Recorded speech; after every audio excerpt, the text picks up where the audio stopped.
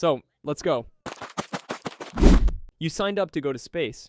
You trained for years, you passed every test, and the moment you get there, your body starts falling apart.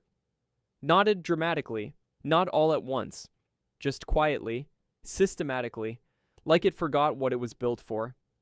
Bones dissolve. Eyes reshape themselves. Your brain physically moves inside your skull, and some of it never fully comes back. Here's what actually happens to the human body in space. Number 1, the first hour, you clear the atmosphere, gravity disappears, and 2 liters of fluid, blood, lymph, everything that gravity used to keep pooled in your legs rushes straight toward your head. Not slowly. Right now. Within minutes, your face is swelling. Your legs are thinning out. There's a weird pressure behind your eyes, like the beginning of a sinus infection, except it doesn't go away. Astronauts have a name for it. Puffy head, bird legs. It looks exactly like it sounds, and the photos from orbit confirm it. That rounded, slightly inflated face you see on astronauts during ISS press conferences is not the camera. That's 2 liters of fluid that used to be in their calves, now sitting behind their cheekbones. Your nasal tissue fills with fluid, and suddenly everything tastes like nothing and smells like almost nothing, like someone turned the world down 30%. Food you liked on Earth tastes flat. Strong flavors barely register. Some astronauts douse everything in hot sauce just to feel something. Your body is congested from the inside 24 hours a day for the entire mission. Then the headaches start. Up to 90% of astronauts report headaches within the first few days. Then the nausea.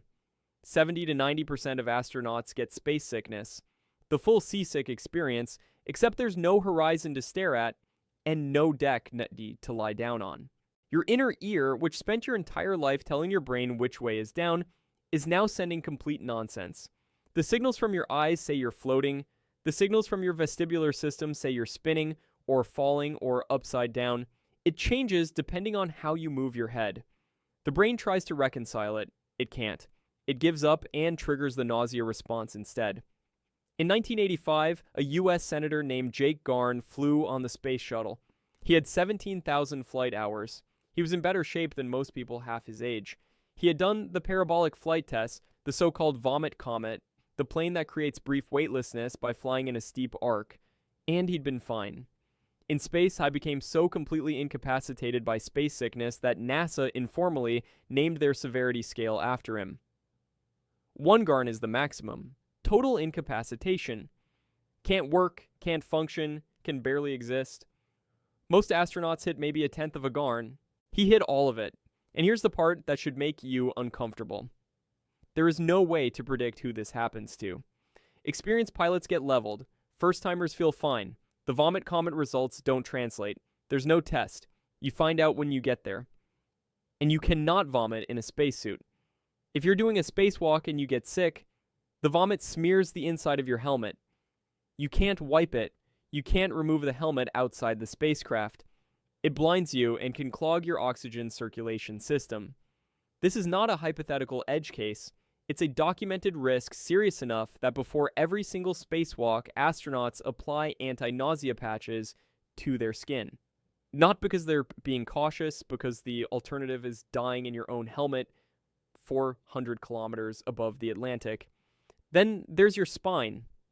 Without gravity compressing your vertebrae, the discs between them absorb fluid and expand. You get 3 to 5 centimeters taller in orbit. That sounds fun. Free height. Until you realize it causes back pain in more than half of all astronauts within the first 2 to 5 days in space. Your spacesuit no longer fits correctly because it was sized for your Earth height. And the engineering teams that now have to account for spinal elongation when designing hardware. Not because it's rare, because it happens to almost everyone. That's day 1. You haven't been up there 24 hours and your face is swollen, your back hurts, you can't smell your food, and half the people in your situation are currently trying not to throw up in a very expensive piece of equipment. Number 2, your skeleton is melting. Your bones exist because of gravity. Every step you take on Earth is a tiny mechanical stress on your skeleton, and your body's response to that stress is to maintain the skeleton, reinforce it, keep it dense, keep it ready. Remove that stress entirely, and your body draws a conclusion that is perfectly logical and completely catastrophic. The skeleton is excess weight that no longer needs to be maintained. Bone-dissolving cells keep working, bone-building cells slow down. And your skeleton starts quietly, systematically consuming itself from the inside. The rate is 1 to 2% of bone mineral density per month. In your weight-bearing bones, hips, spine, legs, the bones that used to fight gravity every day, the ones that now have nothing to do. After 6 months on the International Space Station, the average astronaut loses 6.2% of their lumbar spine density and 6% of their hip density. Some astronauts lose 10 to 15%. Their individual variation is enormous and poorly understood. We don't know yet why some people's bodies resist it better than others. Here is the comparison that puts that in perspective. An elderly woman experiencing osteoporosis loses roughly 1% of her hip bone density per year. Astronauts on the ISS are losing 6% in 6 months. That's the bone loss of an entire decade of aging, compressed into one mission, while exercising, while eating carefully monitored diets, while doing everything right. Because here's the maddening part: you cannot out-exercise this. ISS astronauts spend 2.5 hours every single day, 6 days a week, on resistance machines, treadmills, and stationary bikes, more exercise than virtually any human being on Earth. And they still lose bone. The machine they use for resistance training pushes up to 600 pounds of simulated load. It's not enough. Exercise slows the loss. It does not stop it. Here's the weird detail that makes it stranger. Your skull gains bone density in space, 2.2%.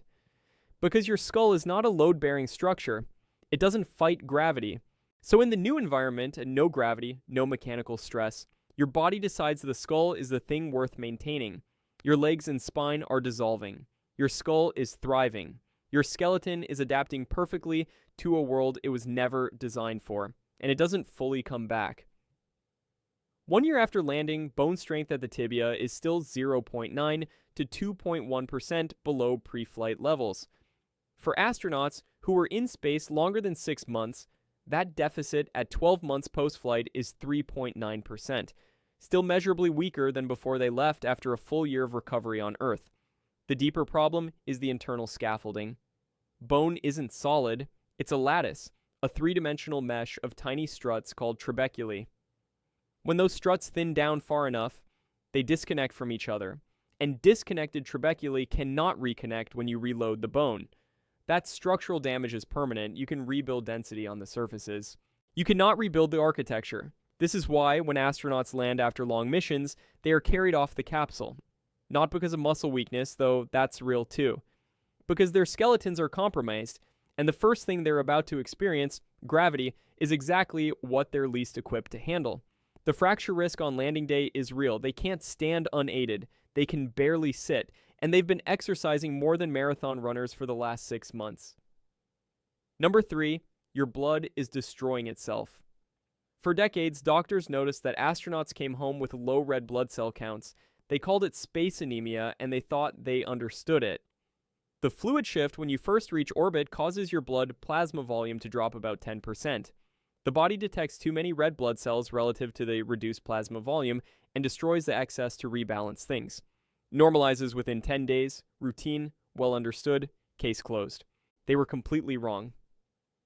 In 2022, a researcher named Guy Trudell figured out how to measure red blood cell destruction directly from astronaut breath.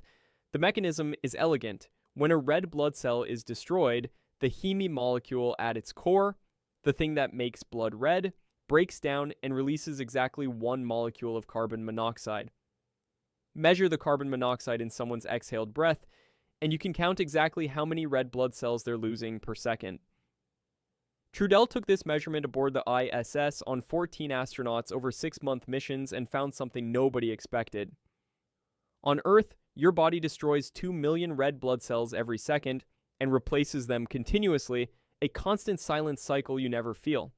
In space, that number jumps to 3 million per second, a 54% increase. And it doesn't normalize after 10 days, it doesn't plateau. It stays elevated for the entire mission. Every second of every day for 6 months, your body is destroying 1 million more red blood cells per second than it should be. Over the course of a full mission, that adds up to roughly 15.5 trillion red blood cells destroyed above your Earth baseline. 5 of the 13 astronauts in the study were clinically anemic on the day they landed, not borderline, clinically. And when the team measured the same astronauts a full year after they returned to Earth, their destruction rate was still 30% above normal, still elevated. After a year on the ground, gravity restored, atmosphere restored, everything back to Earth conditions. The body was still destroying red blood cells at an abnormal rate.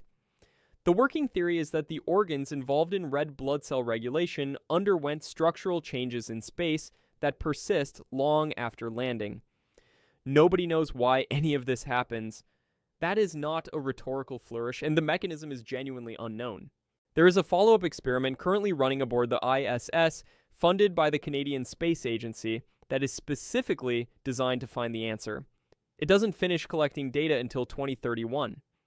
The thing that has been quietly destroying astronaut blood since the 1960s that we've been observing for over half a century is still not mechanistically understood, and you would very much like to understand it before you send someone on a trip that takes 3 years. Number 4, your eyes are being physically reshaped. All that fluid pushing toward your head has to go somewhere. Some of it swells your face, some of it presses around your brain, and some of it migrates to the space behind your eyes and starts building pressure. Not metaphorically pressing, mechanically pressing. On the back of your eyeball, from behind. The back of your eyeball physically flattens. You can see it on MRI. The posterior globe, the curved rear surface of the eye, becomes measurably less curved. The layer underneath your retina wrinkles and folds like fabric bunching up when pushed from one end. The optic nerve, where it enters the eye at the back, swells. Tiny patches of retinal tissue start losing their blood supply and die quietly, showing up on imaging as small white spots. And your near vision degrades. Astronauts with perfect eyesight find themselves holding documents further away to read them, reaching for reading glasses they didn't need before launch. This happens to 70% of astronauts on long-duration missions. 7 out of 10 people who spend 6 months in space come back with their eyes physically changed. It has a name, spaceflight-associated neuroocular syndrome, and NASA has listed it as one of the highest priority unsolved medical problems standing between humans and a Mars mission. The cumulative picture is what makes it genuinely alarming. One astronaut finished a 161-day mission and came home with folds in the tissue beneath the retina of one eye. 3 years later, still there. 8 years later, still visible on imaging. Then he flew a second mission, 193 days. When he came back, the same eye was worse. More folds, more flattening, optic disc swelling. And now his other eye was showing changes for the first time. The second mission didn't start from baseline. It started from where the first mission left off. Each mission adds to the previous one. And nobody has a reliable fix. The leading countermeasure involves a suit that applies suction to your lower body, pulling fluid away from your head and toward your legs. It is being tested. It is not proven. It is not currently standard equipment. Right now, for the majority of people living on the ISS, their eyes are being slowly, measurably reshaped, and the best available tool to stop it is still experimental. Number 5, your brain moves, not as a metaphor. The fluid shift pushes your brain physically upward in your skull. Cerebrospinal fluid, the liquid that normally cushions the brain, redistributes, accumulating in different spaces, changing the mechanical environment the brain sits in. And over weeks and months, the structure of the brain itself begins to change. The ventricles, the fluid-filled cavities inside the brain, expand. Researchers scanning 30 astronauts before and after spaceflight found ventricular volume increases of up to almost a full milliliter after a 6-month mission. That number sounds small. It is not small when it's happening inside your skull. White matter, the connective wiring of the brain, develops bright spots on MRI scans of the kind usually associated with small vessel disease in elderly patients. Gray matter thins in specific consistent regions, the visual processing areas at the back of the brain, the fusiform areas involved in face recognition, the thalamus. The pituitary gland, the small grape-sized structure at the base of the brain that regulates essentially every hormone in your body, from cortisol to growth hormone to thyroid function, compresses and deforms. And the timeline of recovery is longer than you want it to be. The ventricular expansion from a single 6-month mission takes 3 years to fully reverse. 3 years. The average gap between ISS assignments for career astronauts can be shorter than that. Researchers could actually see this in the data. Astronauts who flew again within 3 years of their previous mission had measurably less ventricular recovery than astronauts who waited longer. They were launching again with brains that hadn't finished healing from the last time. Scott Kelly spent 340 days in space. Cognitive testing showed measurably lower scores after he returned, and those scores were still depressed 6 months later.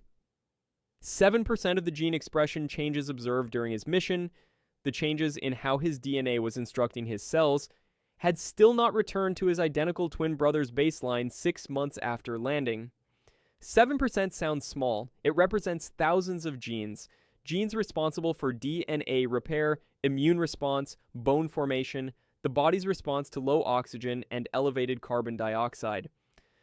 Still different. Still not back, and isolation is doing its own damage on top of all of this. A study of people who spent 12 months at an Antarctic research station, same isolation, same confinement, same psychological pressure as a long space mission without the microgravity, found that gray matter shrank in the hippocampus, the temporal and parietal lobes, and the thalamus. Most of it came back after 5 months at home. Most. The brain is not a passive observer of what you put it through. Gravity isn't even the only thing changing it. All of this, the bones, the blood, the eyes, the brain, is a standard 6-month ISS mission. Routine. We've done dozens of them. The astronauts are fine, they recover, mostly. Now take everything you just heard and point it at Mars. Number 6, the Mars problem. The trip to Mars takes roughly 180 days each way. The surface mission adds another 500 days. The full round trip is about 3 years. And every single thing that just happened in the first 5 sections is running at full intensity for the entire duration, from launch to landing. But Mars adds something the ISS doesn't have. The International Space Station orbits inside the outer boundary of Earth's magnetic field, the magnetosphere, which deflects most of the high-energy cosmic radiation coming from deep space. It's not perfect protection, but it's something. The moment you leave low Earth orbit, heading for Mars, you leave that protection entirely. You are now in open interplanetary space exposed to galactic cosmic rays without any planetary magnetic field standing between you and them. Galactic cosmic rays are not the radiation from an X-ray machine or a CT scanner. They are atomic nuclei, protons, helium ions, and iron nuclei, traveling at a significant fraction of the speed of light. They pass through spacecraft walls like the walls aren't there. They pass through your body, they pass through your DNA.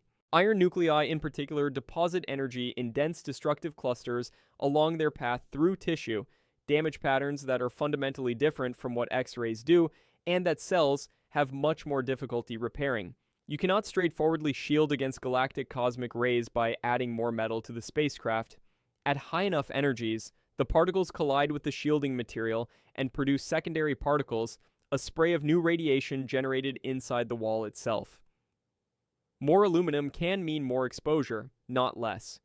This is an active engineering problem with no fully satisfying solution.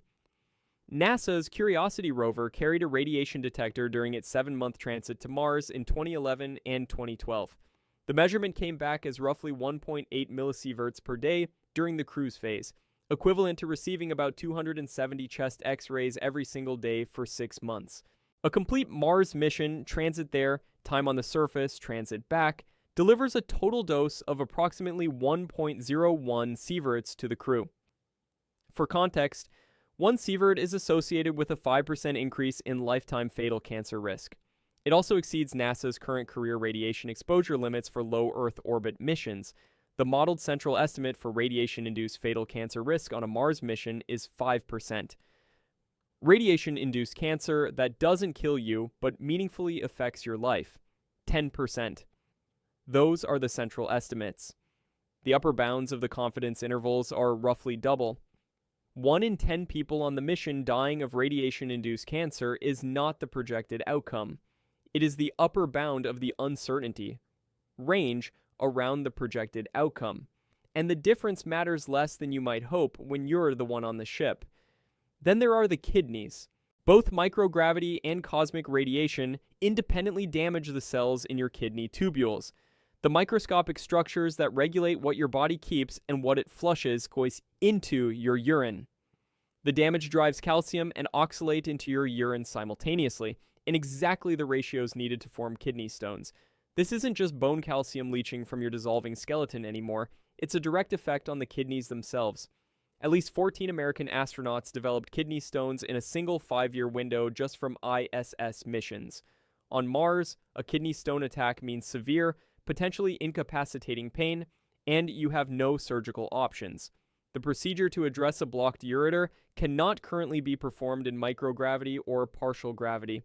You cannot evacuate. You treat it with whatever painkillers you have on board and wait for it to pass, assuming it does. Your immune system, meanwhile, has been quietly losing its grip. Latent viruses that have been dormant in your body since childhood, herpes simplex, the varicella virus from your chickenpox infection, Epstein-Barr, begin reactivating in up to 53% of astronauts in space. Usually the immune system keeps them from causing disease. Usually. On a 6-month ISS mission with a return flight home, usually is acceptable. On a 3-year mission where your immune system has been under continuous physiological stress, where you are irradiated, anemic, nutritionally constrained, sleep disrupted, and psychologically pressured, the word usually starts to feel like it's doing a lot of very heavy lifting. And you arrive. 180 days after leaving Earth, you reach Mars. You have been anemic for the entire journey. Your bones are significantly less dense than when you launched.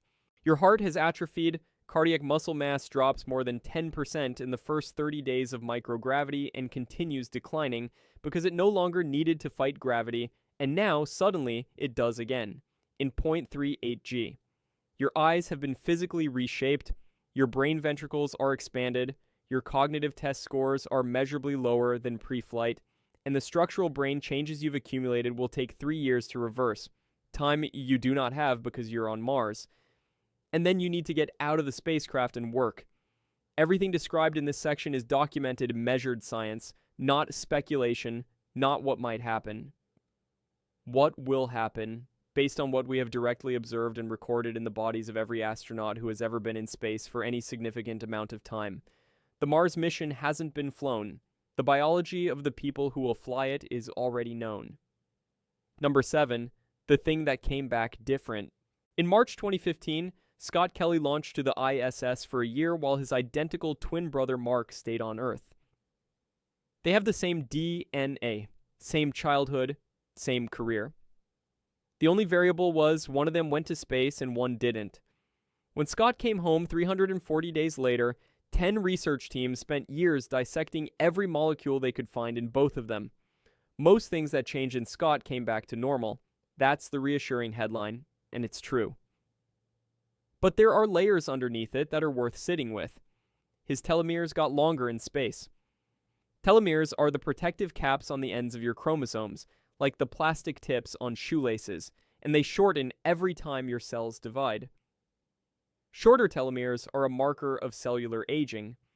In space, Scott's telomeres grew 14.5% longer, which is the opposite of what aging does. Researchers measuring this were genuinely baffled. The scientist leading the telomere work said simply, "We were surprised." And she was careful to add, it doesn't mean he got younger. Within 2 days of landing, the telomeres rapidly shortened back, but afterwards Scott had more abnormally short telomeres than he'd had before the mission. The cap stretched, then snapped back shorter than they started. The cells involved showed elevated DNA damage markers. It is not a sign of rejuvenation, it is a sign of chromosomal stress, and exactly what it means for long-term health is still being worked out. 7% of his gene expression changes, the way his DNA was instructing cells to behave, were still altered at 6 months post-flight. Thousands of genes.